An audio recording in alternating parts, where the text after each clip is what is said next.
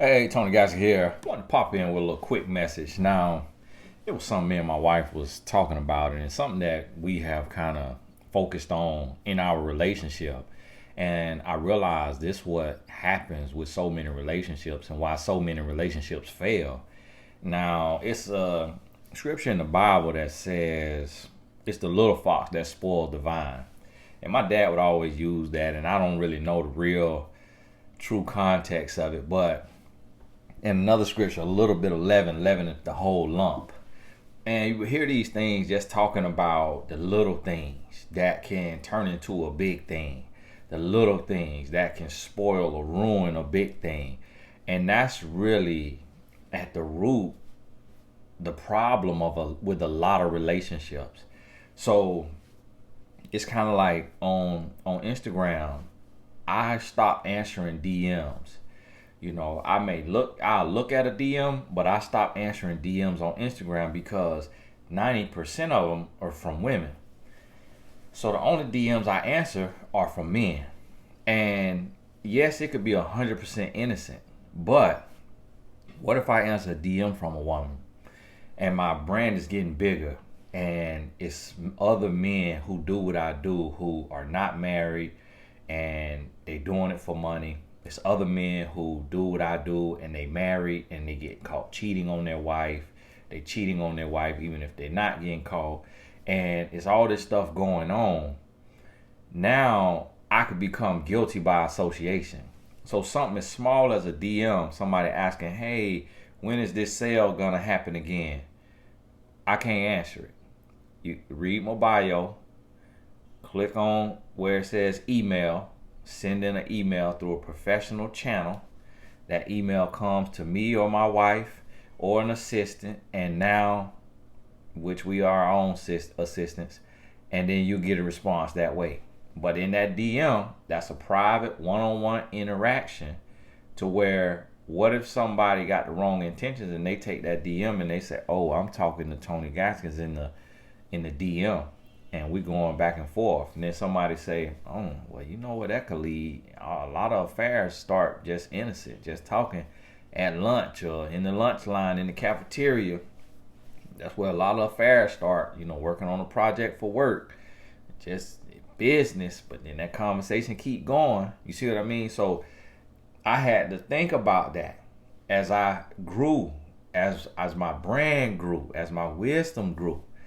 And I told my wife, I said, listen, don't respond to a man, period. I don't care if he's saying, y'all look like a great family, y'all nice, because this man will go and say, oh, I'm talking to Tony Gaskins' wife in the DM. And he won't share the context. He won't say that he responded to our anniversary picture. And he won't say all that. He'll just put that out there and let whoever in the barbershop run with it. And see, it's the little things like that. It's the little things like when your partner, the person you dating, when they say, I'm going to call you at 9 p.m. tonight, and they don't call. And you don't check them and read them from top to bottom without yelling, cursing, name calling, screaming, none of that. But if you don't read them the next day about not keeping their word, that little thing will eventually turn into him or her not coming home at night when y'all living together. When you get into a disagreement and you get called stupid. You know what? That's what you believe. You stupid. You dumber than you look. That's one thing about y'all dumb bees.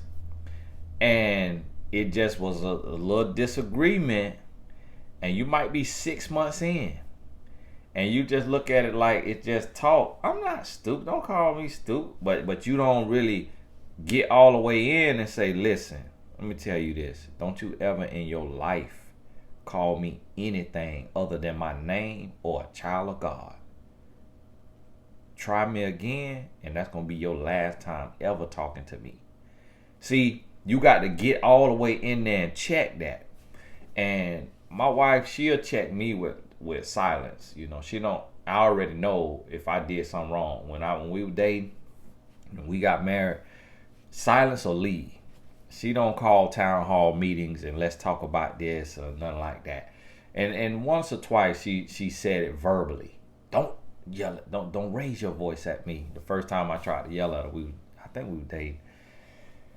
Oh, we could have been married. And she checked me. She stopped me right in my tracks. I was like, wow. First time I came in late, she stopped me right in my tracks. So she'll take and do this. And, you know, when she did that, it let me know, like, wow, okay. She checked me for saying I'll be back by midnight and then coming in at 5 a.m. when we was dating. She checked me for us having, when we were having a disagreement and I got ready to yell, she checked me for getting ready to yell. First time I spent the night and I wanted to make a move, she checked me for making a move on her and then kicked me out her bed for keep on trying to make a move. And so as I look, I realize every little thing that 99% of women would have let fly, and they would have just looked at it, oh, that's just a man being a man, or that's just normal, or that's just a part of a relationship because of what they've gone through, or because of what their mama went through, or their sister went through, or their auntie went through. They just chalk it all up as that's normal and not look at it like, forget what this person, that person went through. How do I want to be treated? Do I want my person that I'm with coming in the middle of the night and waking me up and just I'm supposed to be cool with it? Do I want my person not coming in at all? Do I want my person yelling at me, calling me out my name, cursing at me? Do I want my person putting hands on me in any kind of way? A pinch. It'll start with a pinch that hurt, that leave a little bruise, that take off a couple pieces of arm hair. It'll start with it'll go to a punch in the leg, punch in the arm, a little punch in the ribs. It'll go to a little slap that don't leave a mark, but it's a little pop. It'll thump in the head. See, it'll start something small that you just think is, okay, I understand you mad. You ain't hit me with no ball fist, but that thump hurt across my ear, in my head, across my nose. That pinch, that slap on the thigh, you know, that hard slap on the booty, that was out of anger. And see, if you don't check that, you might jump. Don't do that. You might do that, but if you don't check that, I'm talking about literally full stop, everything stop, listen, never again. You hear me? And so, and see, when you married, there is no privacy in marriage. You know, I could go on my wife's phone, my wife could go on my phone. If she sees something in my phone she don't like, hey, I remember I had a client and it was a thing that people used to be like, love you. Now the men said to me now too. I don't even say it back to men though, because I remember I had a client and she used to always say love you on the text message. And I say love you, and that was kind of weird, but I was thinking like maybe it's a Hollywood thing. And I do see my wife and her, you know, female friends saying that. I see them text that, but when it comes from a woman, I was looking at it like, this feels kind of awkward, but this is a kind of awkward person, you know, like, okay. But then when my wife seen it, she said, nope. I know it's supposed to be play and all that, but no, the woman, because she could take that the wrong way. Even though it ain't romantic and all of that, in her head, she could be feeding it as it mean a little more than what it is. And I know everybody said, and it's all play, but you ain't them, and they ain't you. And so she checked me on that, and I said, you know what? Okay, I got you. And then she told me, like, listen, I understand you got to affirm these women and stuff like that, but don't be doing all that. Well, you know, you're very beautiful and you're a mate. She's like, don't be doing all that, because they could take it like you saying that, and that's how you feel about them, and you want them, and you not just affirming them, as a person. Like, you got to be very careful how you say that. And so, whereas I was trying to come in looking at it innocent, as a new coach, and not trying to sweat myself, not trying to think like, oh, they're gonna automatically take it like I want them and think of it like that. My wife checked me and say, no, you got to understand women. She was like, some of these women are not only single, some of them desperate. So if you giving all this praise and all this affirmation, they start to take that as it's coming from you, and like you like them. Like they're not looking at it as like this your job to encourage and motivate and uplift. They looking at it like, no, Tony Gaskins said that he thinks I'm beautiful and lovable and amazing, and that means he would marry me and he would want me. And so when she put it to me like that, and yeah, you gotta have a level of fear, like concern, and it's them little things that we don't address. So it's that little thing where you see your partner a little too much kikiing on the text message with a friend, quote unquote friend, best friend, or childhood friend of the opposite sex, and you don't feel comfortable with it, but you don't want to sound insecure, and so you don't say anything. It's that little thing that you ignore that turn out later. They've been sleeping together, they done made out, they deeply, madly in love, but you didn't check it. And if you would have checked it, you would have found out they madly in love, but just been disguising themselves as friends because both of them scared to make that move. You would have found that out when you tried to shut that down. And then when you find that out, you would have moved on with your life. But you let it go thinking that, oh, this truly just platonic, even though in your heart of hearts, reading these text messages, you knew you being the same gender as this other person, something a little off. And so, and that's why I say in a relationship, like, my wife could, innocently respond to a guy she knew in high school and, in a conversation say thank you, or say, yeah, it's going great, or something like that. And then he say something else and she say something else. It could be just a simple, innocent conversation from her. But her not being a man, she don't understand how we read into things and how we look at it. Like, if I'm in DM talking to Jay-Z wife, I'm talking to Beyonce, or I'm talking to this man, I'm talking to the pastor wife, I might, as a man who ain't all the way mature, could be sitting there thinking like, I wonder if she like me. I wonder where this could go if I keep this conversation up. And so I understand that as a man. My wife, being a woman, I could be looking at something innocent from this woman, and my wife could say, no, that's a play to get you to drop your guards, to make you think it's just business, but she really just trying to get close enough so that you could shoot a shot if you ever weak and vulnerable, or feeling like taking a stupid pill. She right there ready for it. She, being a woman, could see that. And so that's why when you in a relationship, it got to be equal both ways. So it can't be the man could have female friends, the male could have female friends, but the female can't have male friends. So if the man can't have woman friends, then the woman can't have man friends. And if the man don't want his woman to have male friends, then that man can't go holler about he got all these different women that's his friend and his childhood friend. It got to be even. It got to be both ways. And you can't here's the thing. You can't confuse caution with insecurity. That's the other thing. That's the mistake we make. We say, oh, well, I don't want to be insecure by telling this person they can't be in the DM talking to somebody of the opposite sex. That's insecure. No, that's not insecure. That's wisdom, because that's where it started. And I remember when I was changing my life, when I was doing a huge overhaul in my life, and I was listening to Zig Ziglar all day.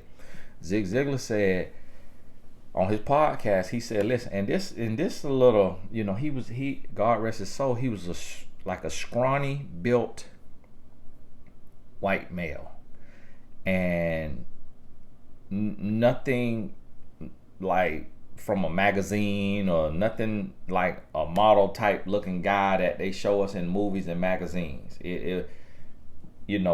God rest his soul. He did not look like women would be beating down his door. But I'm listening to Zig, and Zig said, I don't even go to lunch on a business meeting with a woman alone. He said, if my wife can't be there, I can't be there.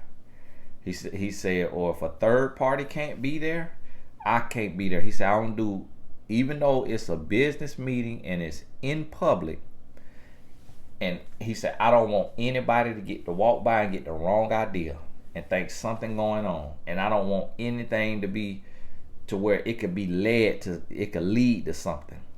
And at that time, it's very common for business women, 6-figure, 7-figure women, who do PR, who do this and that, for me to be meeting with them, having lunch and having a business meeting, and or a woman that's a client, and we talking about her personal business, but it's a business meeting. But that let me know when Zig said that, I'm like, man, this man from Mississippi, like this man here, like he old school, old fashioned, and this what he's saying. And he a white male, when, in the white race, they kind of, a lot of times, I be seeing their relationships, like my homeboys that's white, they homeboy could grind on their girlfriend. And that never happened with black men. With black men, hey and bye. To each other woman, hey and bye. Cause see, we know us, so we not really cool with that, all that extra keying, all that extra conversation. Now my wife, she'll talk, and the other women, they'll talk if the man right there, but it ain't too much. It ain't too much. My wife was playing football one time, and my homeboy playing in the NFL. He played receiver, and he was trying to show her something. He was like, bruh, I'm gonna do this on you, cause he was like, I don't want to touch a woman. And that's just what he just like that. And what he was saying is like, this is what you got to do with the receiver and the DB. And so he did it on me. He said, this is what you got to do. And he's showing her how to do it. But he said, I don't want to touch a woman. I don't want to touch a wife. And that's just how we move, because we know us and what we come from, and we don't want to send no signals. We don't want to send no messages. And so it's things like that we'll look at, oh, that's insecure. No, don't be doing all that. Don't be doing all that. And I notice a lot of couples, like, they have all the best friends have everybody number. Like, the woman, all her best friends will have her husband number, her man number, and he'll be reaching out to them for advice, talking about his woman. That's a no-no, absolute no-no. And vice versa, that's an absolute no-no, because it's so many men that done slept with the quote-unquote best friend. I just saw that video that's online right now of the man was in the car with a woman cheating. His woman find out, she pull up on the motorcycle. While she dealing with him, the woman get out and sneak out the door, walk away, and then the woman come back. The woman just happened to walk up the side of the road, and then the man girlfriend go hug the woman, cause that's her best friend. She hugging her for consolation, and don't even realize that was her best friend that was just in the car cheating with her man. And that happened all the time. But see what happened? That relationship, that woman let the best friend get too close in there. My wife, she don't let her best friend. If they need some advice from me, they got to call her and they got to ask her, hey, can I talk to Tony about this business here situation, about this relationship situation? They call her and get her permission, and then they'll call me. And when they call me, she be right beside me 9 out of 10 times. Or if not, then she know, or she know this friend, and she 100% trust this friend. and she know that this friend not my type. She know that this friend is classy, respectable, and this like a best friend. That's the only time she approved that. And vice versa. Because energy, sexual chemistry, all that stuff real. So when you go into a relationship, don't let now if you trying to lock somebody up in the room and they can't go nowhere, and you want your partner to walk out with a garbage bag over their head and all of this here, and you know, they gotta walk with their head down, they can't even speak to nobody. Nah, I am not talking about all that. I'm talking about common sense wisdom, to where you can look at the root interaction and tell that if this root take roots and it birth fruit, this fruit could be dangerous. This could be a deal breaker. So the things I mentioned, yelling, cursing, coming in late, not keeping your word, putting hands on you in any kind of way, even if it's a thump or a pinch, everything got to be stopped. In the DM with people, everything got to be shut down. All this co-mingling and crossing of the genders as friends, all that, everything got to be shut down. Because I done seen it so many times where a woman let her man or vice versa talk to their best friend, and it'd be 10 minutes, then it'd be 30 minutes, then it'd be an hour, then the next thing you know, it'd be an affair with the best friend. And I see it. I know people who their spouse have left them for their best friend. Like it'll be like my wife leaving me for my homeboy. I know situations like that. The reason, too much commingling. You keep people at a distance. Now it's the other way around that I know, where the woman friend end up with the woman man, and it's sad, and that's a bad look, you know, for the man and woman. But you'll think that the friend will have some decency and be like, well, you was with my friend, I'm not gonna be with you. But you know, some women don't care about that, because it's a fight for a husband, because it's less men than it is women. So some women, if they could take your man, or if your man showing interest in and if they could find out what you don't do, then they gonna be everything that you not for your man. And you thinking this your home girl, and you got her all in your man face keying, and she ready to be sleeing. You hear me? So listen, and that's one thing I respect about my wife. You know, like, there's a lot of times I be like, man, I don't even know my sister-in-laws. Like, I don't even talk to my sister-in-laws like that. Like, my wife, she don't try to do no group message. She don't try to, you know, reach out to such and such. I have talked to my sister-in-laws on text message in the 15 years I've been married to my wife. Her and her sisters, they close, they talk, they love each other.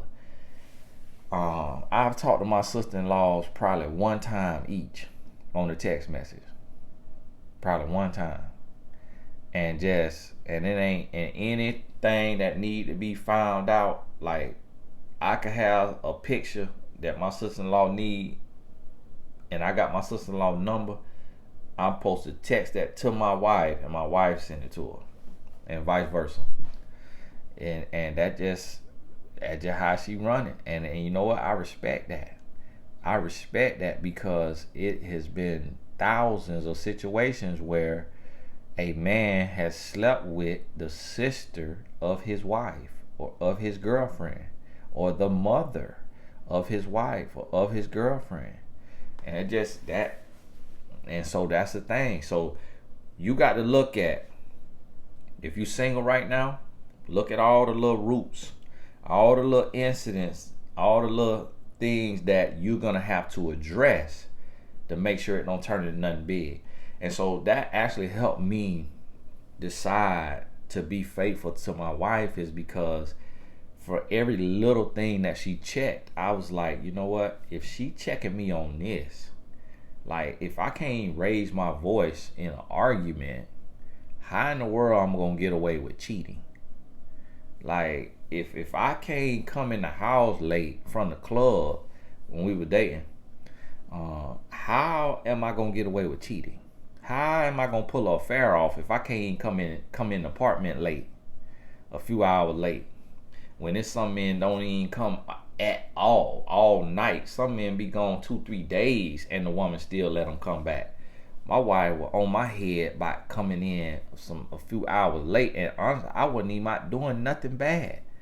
I had a girl that was in my modeling troupe that one of my homeboys wanted to link up with, and I took her to his hotel. Oh yeah, I used to be out there. I don't know what they did. They left the door open, so I'm not assuming they did anything in there because the door was open. And I'm sitting in the living room. And this was when I first got back with my wife, and I had a modeling troupe already going. So she let me keep it going for like a month or two before she put her foot down and said, this right here, this got to get cut out. We're gonna have to cut this out. You can't be in the club with 8 women and y'all in the VIP while they twerking, and you just living that club lifestyle with you taking these women to different clubs, the twerk. You can't do that. Yeah, I used to be out there. Entrepreneur. And my wife, and literally, I wasn't even at the club. So I said the club, I wasn't even at the club. I was at a hotel room. And one of my guys I knew, he thought one of my models was cute. She was like, yeah, I'll go meet him. And they was in the room. The door was open. So I don't think nothing happened. When they, she came out, she talking about they went to sleep. They were talking and fell asleep. I'm like, what in the world is this? So I got back 5 a.m. in the morning. Drop her off at her apartment, went home. I was 21, 22 years old. My wife said, listen, you said you was going to be back like midnight. Don't ever in your life come over here. And I don't even know if she let me in. I think that's what it was. And so I looked at that and I say, man, this woman, she on top of everything. Like, I can't do nothing. I ain't got no leeway. She ain't letting nothing go down. She made me get out the streets. She made me let my modeling troupe go. She made me go get a real job to be with her, and she supported me along the way. She bought my steel-toe boots for my job. She published my first book.